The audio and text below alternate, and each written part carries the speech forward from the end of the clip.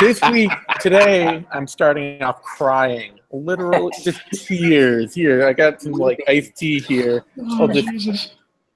At least they have the Starbucks napkins to wipe the tears. Yeah. So okay, we're live, and everyone, welcome to the Bellator 183, Vivi. I'm going to be speaking in low tones. I'm going to be hosting. I'm going to be muting every chance I get because there's a shitload of noise in the background. I'm sitting in Starbucks. The power went out in the middle of the UFC Japan, Vivi, which I know I hated that card, but I've been in a mad scramble to get this going ever since.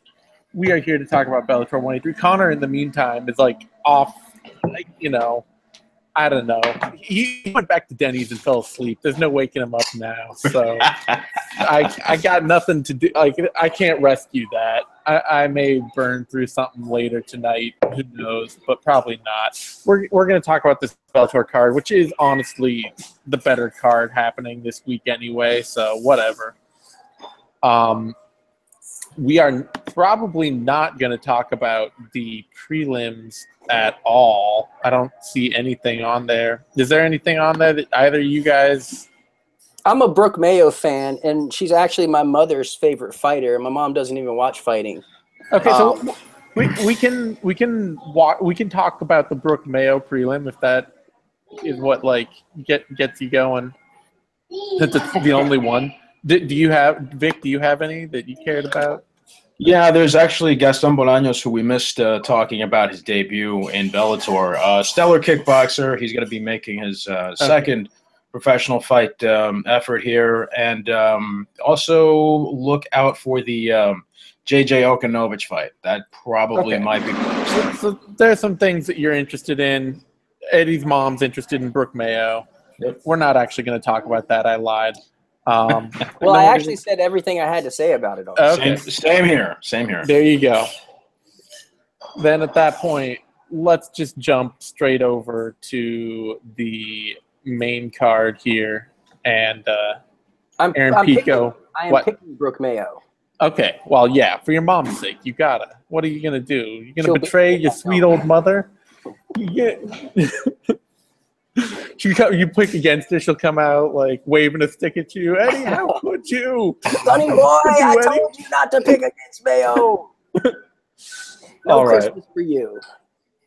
On that note, let's jump straight into this featherweight bout with Aaron Pico facing off against Justin Lin. Pico obviously has a lot of bouncing back to do after coming out like he was going to be the next king of combat sports and showing up like Conor McGregor against Floyd Mayweather, except not against Floyd Mayweather. So, Showing up like CM Punk against Mickey Gall.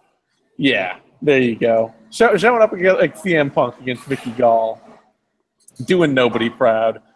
And Eddie, go ahead. What are your thoughts on Aaron Pico in this bout?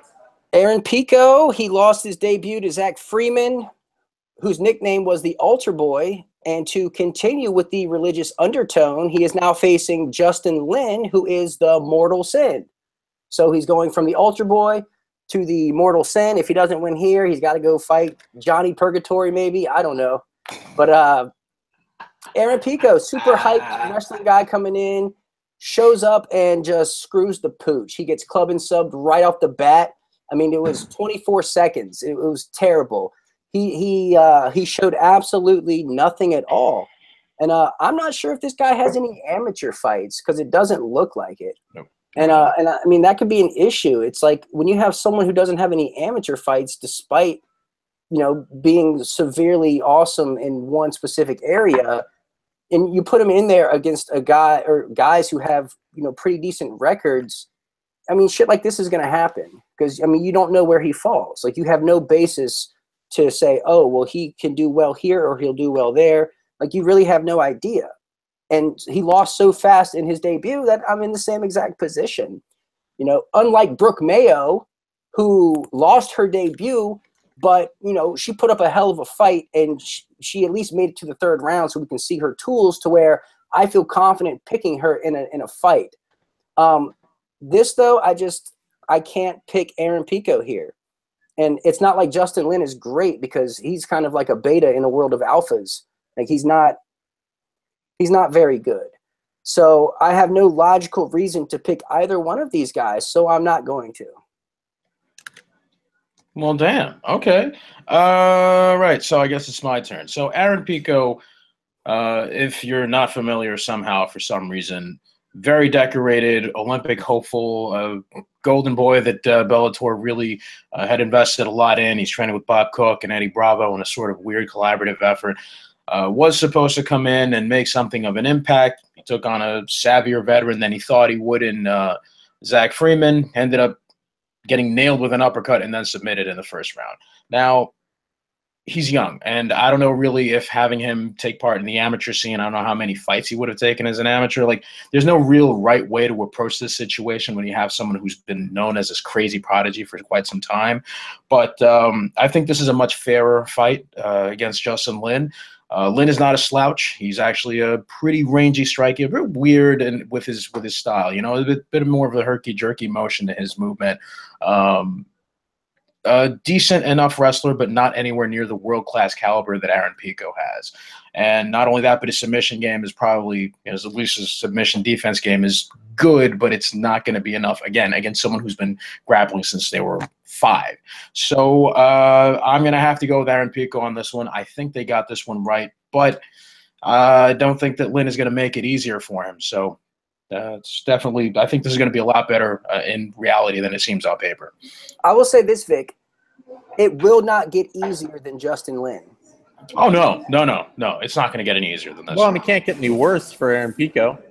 I mean, there's no way to go down. Man, that was such a terrible debut. It he got dropped, he got strangled, and he actually went to sleep after he tapped out anyways. So it was just it was horrible for him. It was a terrible debut, and I feel bad for the kid because, it's not like he doesn't take part in his own hype, but he doesn't build the hype that when you had media, right? Like, is this the next great superstar of MMA?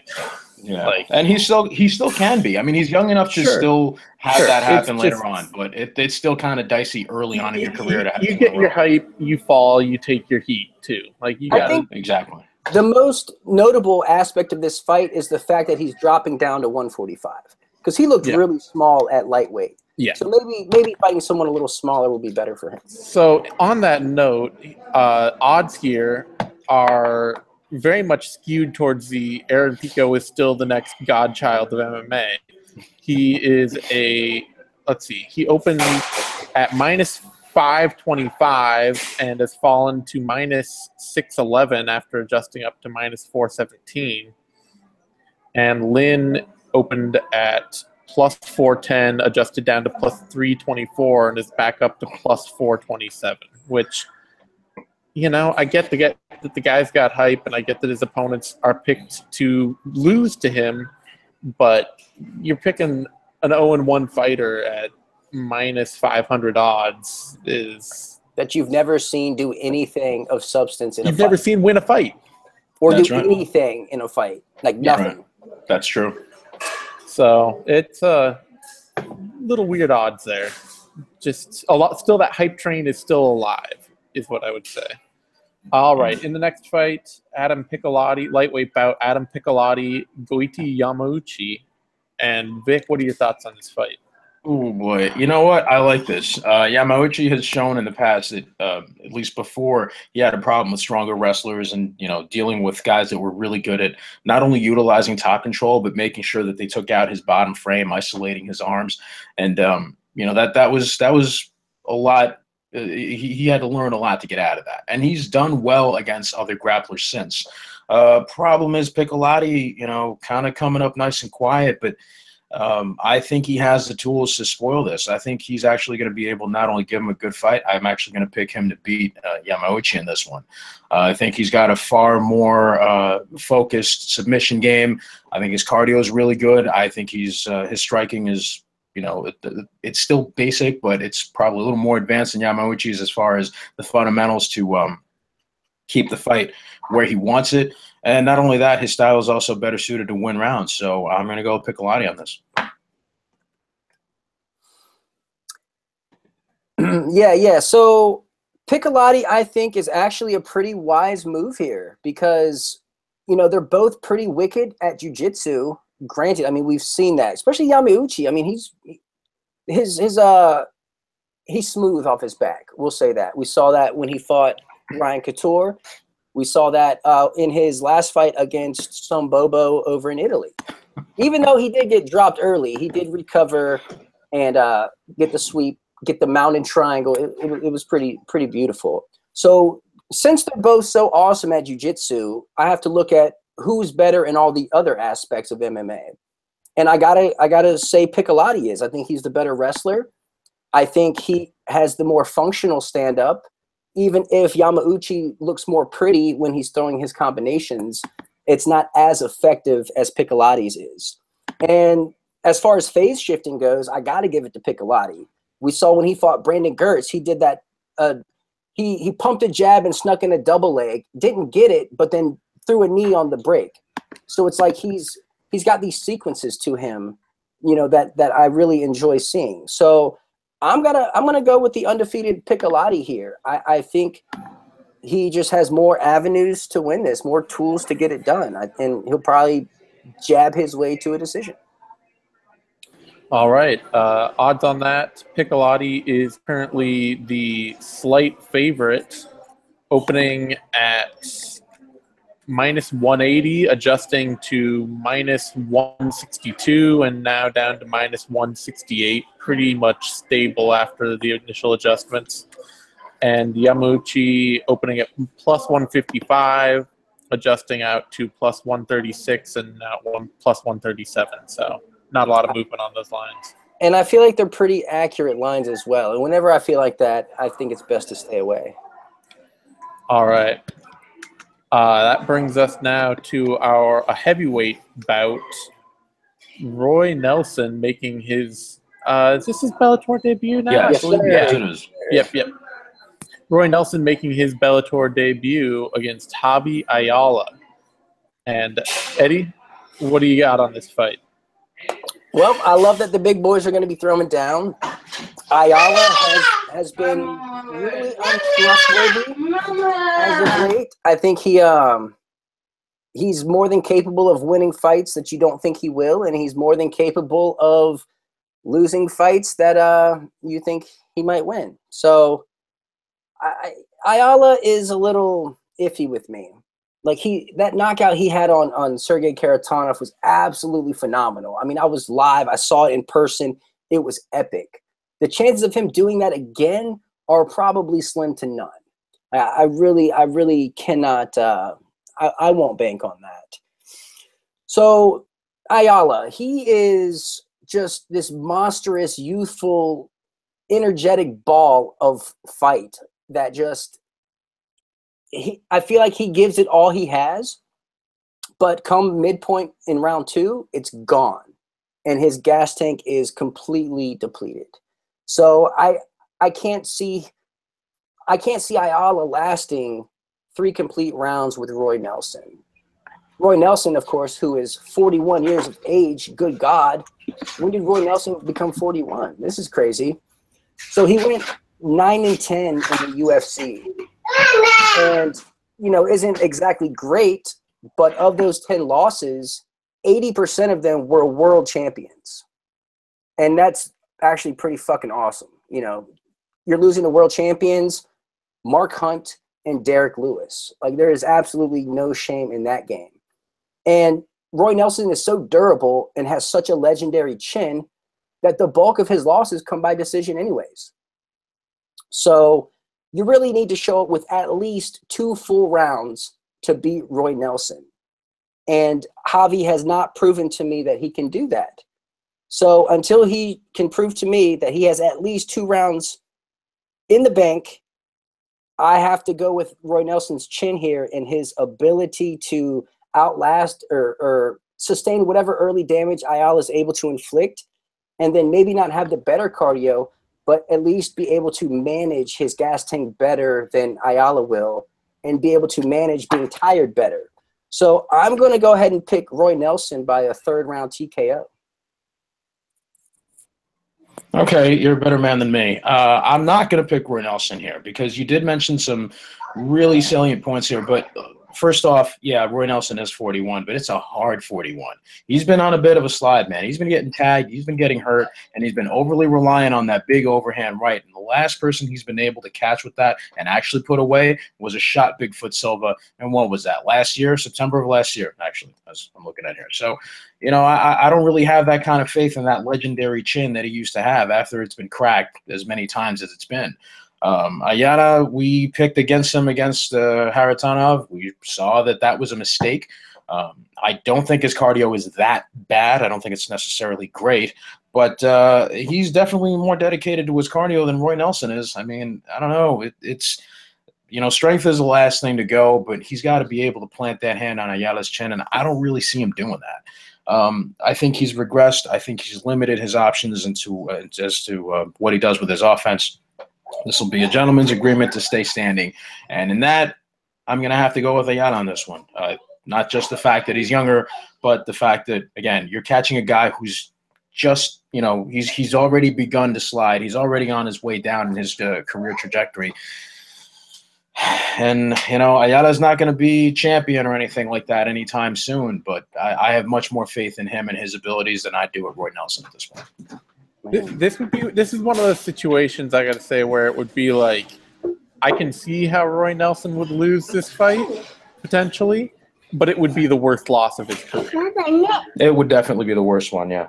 It would be a major step down from pretty much anyone else he's ever lost to. Let's see, going all the way back. I mean, yeah, even, I guess, Josh Curran in 2006 would be his worst loss otherwise.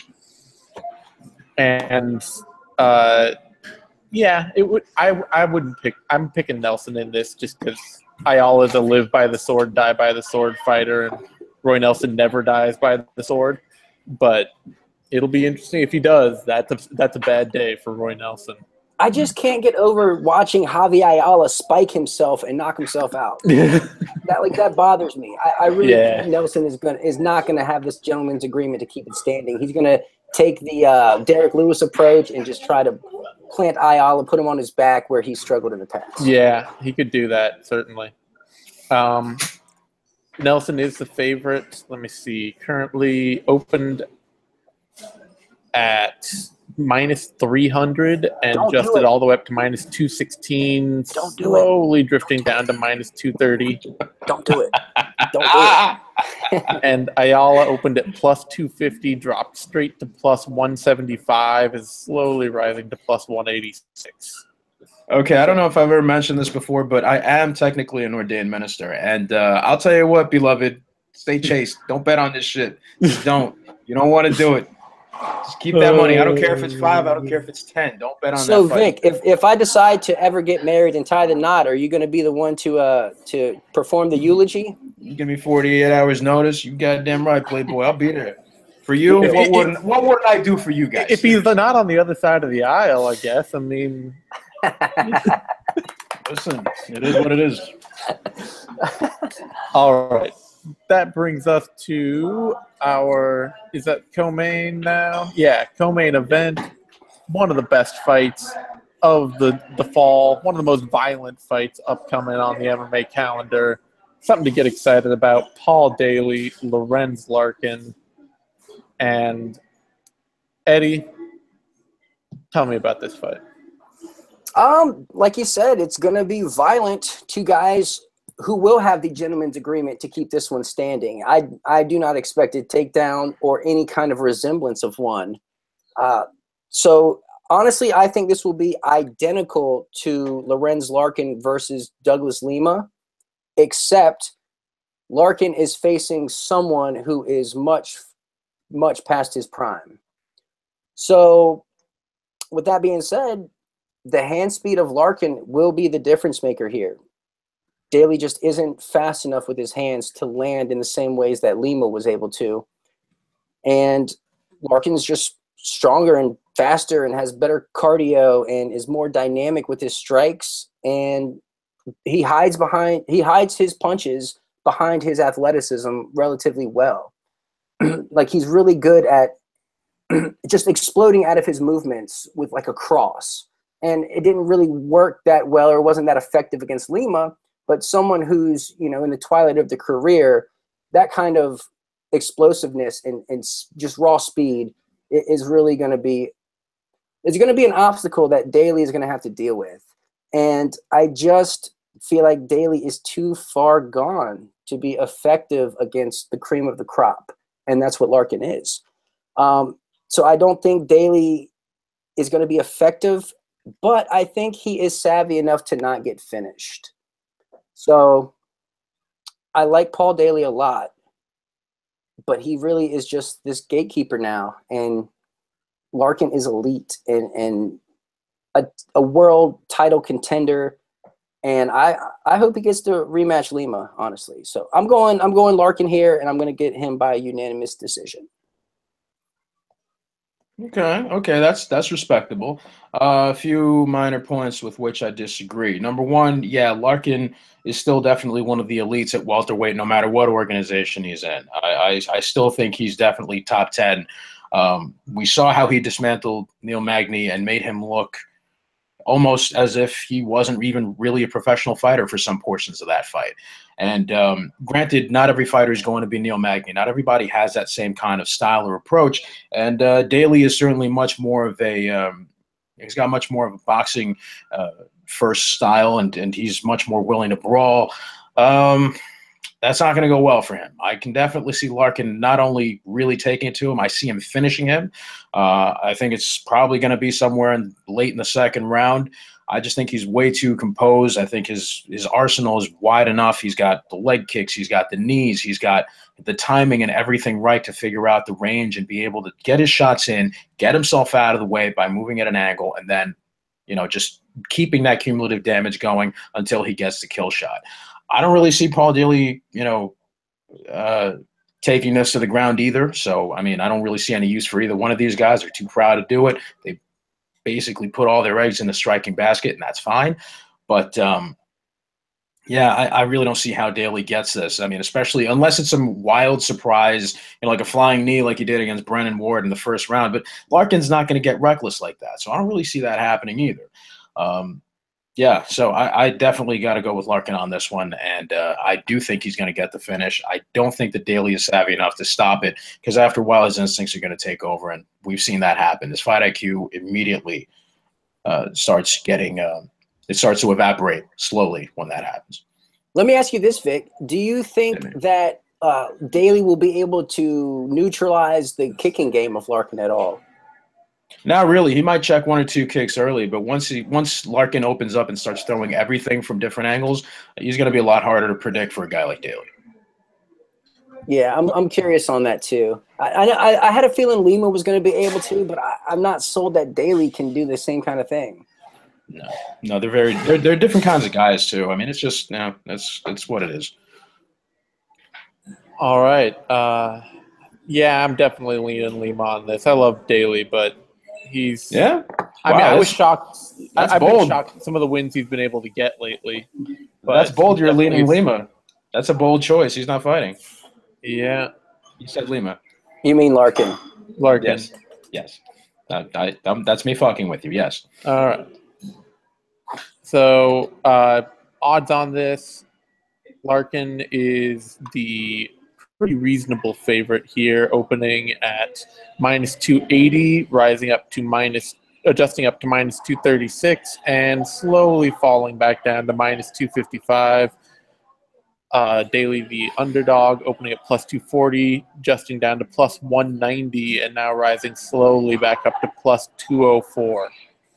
I don't even think Larkin's a bad bet at those odds, even at -250.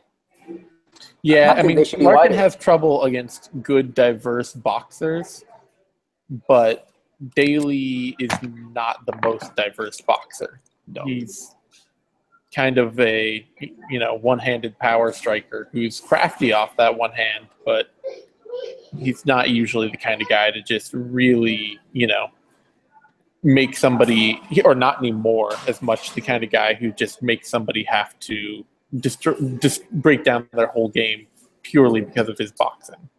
I think this might be Larkin's easiest fight that he's had in a long time. Like looking back, like when was his last easier fight? John Howard, maybe? Yeah, that would be an easier fight. Easier, yeah, I guess. Howard's definitely never had the kind of power, or like not power. Howard's had the power, but never the kind of aggression or consistency, really. Or consistency. Yeah, you know what? I'm going to go ahead and say Larkin at minus 250 is a sound selection. I don't think he's overvalued there. All right, that brings us to our main event now. Benson Henderson, the tricky Pitbull. Vic, what do you think about this?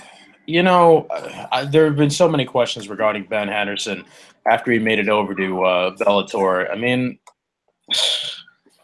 he ended up first. He makes his debut against Koreshkov. We saw that he was undersized. He was even slower, and he didn't really have any of the advantages that we might have thought he could retain by moving up to welterweight after doing pretty well with that in his last few UFC fights, or at least the that was like the last 3 fights and last 2 fights that he had in the UFC. Ever since that, he had a quote-unquote win against Pitbull, lightweight Pitbull, I should mention.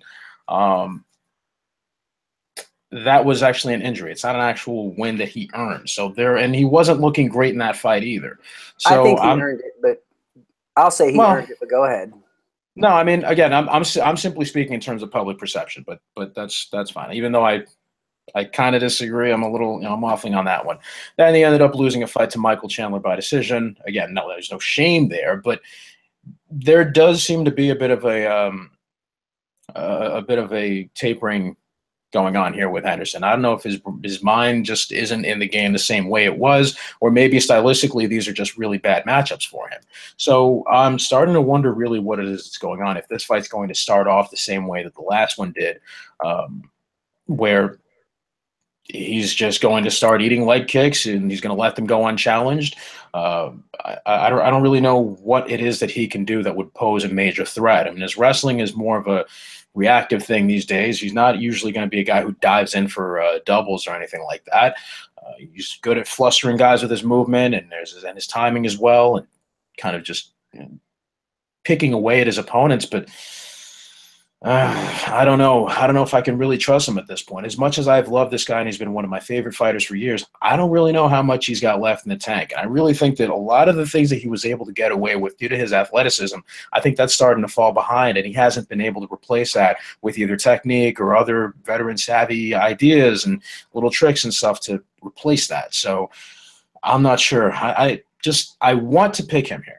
I really do think that not only has he had the better opposition, he has beaten and probably even lost to some opponents that have been better than some of Pitbull's best wins. But I don't see that happening at this point. I got to go with Pitbull on this one. Yeah, this is interesting for me. It's the first time we're actually seeing a Pitbull fight a past opponent of the other Pitbull.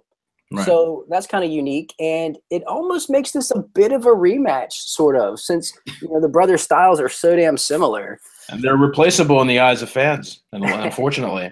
Shit, I know people who don't realize there's even 2 different ones. There you go. But I think one of the things with Benson Henderson is that he's a game plan sort of guy, and sometimes game plans just don't work, and sometimes they do. So when he fought Patricio Pitbull, his game plan was to come forward, be the bully, pressure Pitbull. When he fought Koreshkov, he didn't have an opportunity to execute any sort of game plan because he was fighting for his life the entire time. But when he fought Michael Chandler, I actually thought he looked better against Chandler than he did against Pitbull. But against Chandler, he was way more defensive, way more on the back foot, a lot of it being because of Chandler's pressure. But 2 very different fights. So I think his game planning might be a bit of to do with his inconsistency. But this is weird. It's Pitbull, tricky Pitbull. He had that beautiful knockout of Ryan Couture, which was sensational. He goes on and he fights Michael Chandler and gets absolutely posterized and destroyed in like 2 minutes. And then he goes and he knocks out Josh Thompson. So he's getting starched by Chandler. He's starching Josh Thompson. So where between Josh Thompson and Michael Chandler is Benson Henderson? I got to lean, he's closer to Josh Thompson than he is to a Michael Chandler. So take that for what it's worth. And in this particular style, I think Benson is going to take the same approach he did with Patricio, and he's going to try to come forward, and he's going to bully Patricky.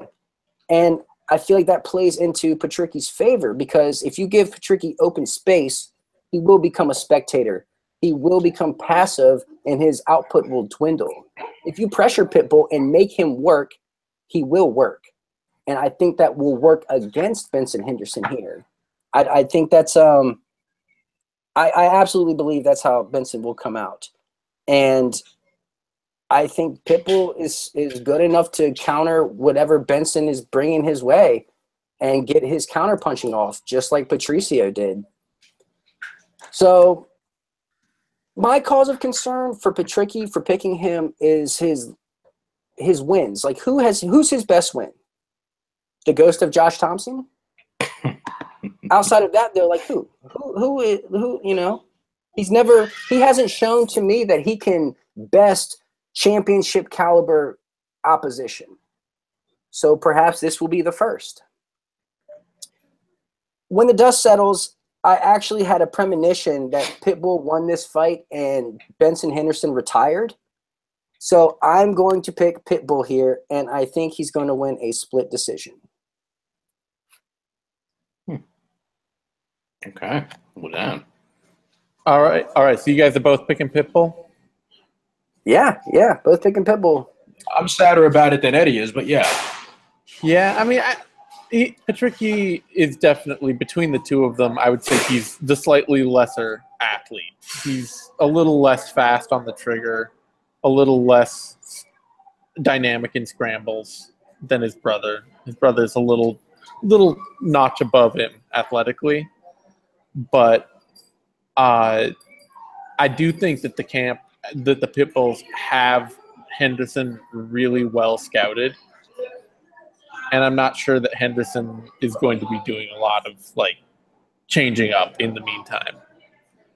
Like, Benson, it does kind of seem in the past couple of years that he's not, I don't know, like his mind's other places. It kind of seems like maybe feels a little like, especially, but he was talking about retiring. Like, he was supposed to retire a year or two ago, and then he was like, "Oh, well, actually, it turns out I don't have to retire to join the military or something." I don't even know if he ended up joining the military. That was his whole. Yeah, he hasn't done that yet, but yeah, he was talking about that. That was his whole life plan, and so I got 5 that says he retires after this one. If anyone wants to take me if up he on loses, that. I would not be shocked.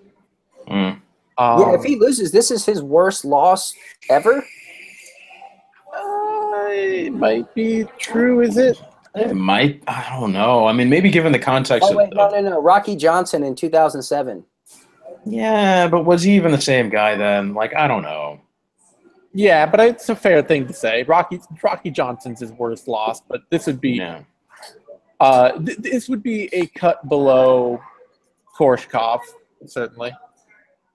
Yeah, well, way lower than Koreshkov. Koreshkov's a world champion, or was a world champion. Pitbull, he hasn't even fought for a title. Indeed. So on that note, who'd you say you were picking? I'm sorry, Zane. I'm picking. I'm actually going to pick Patricky here.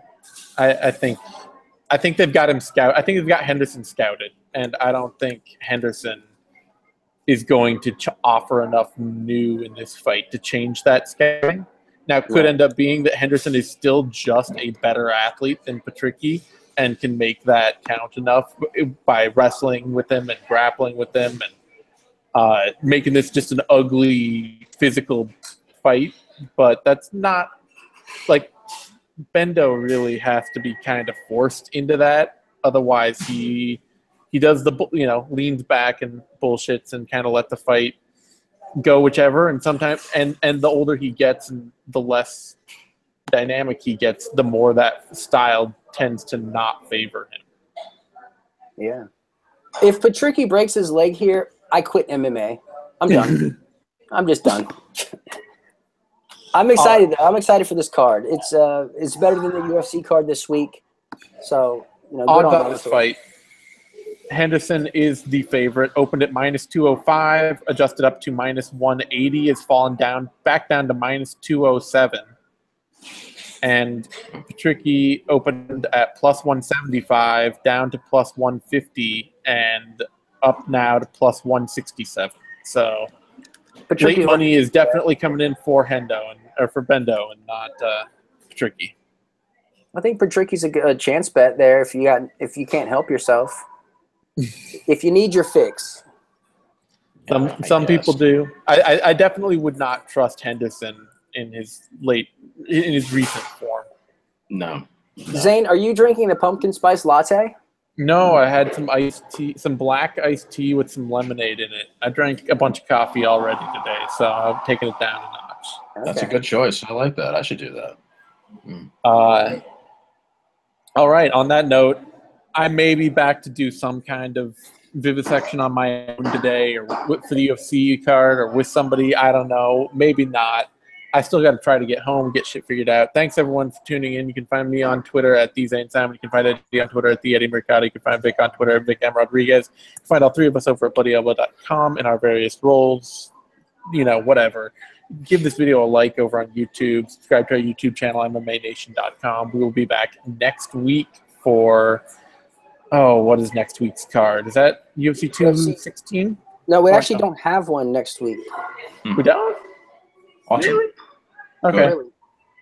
All so right. MMA depressed us. Yeah, I'll be back next week for the MMA Depressed Us, and you can all find me there. So thanks, everyone. See you soon.